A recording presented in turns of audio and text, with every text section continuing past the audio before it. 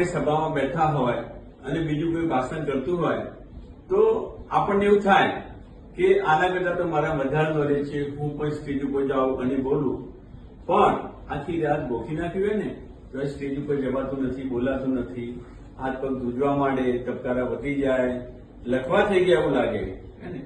એટલે આપણે જેવા છીએ દેખાતા નથી.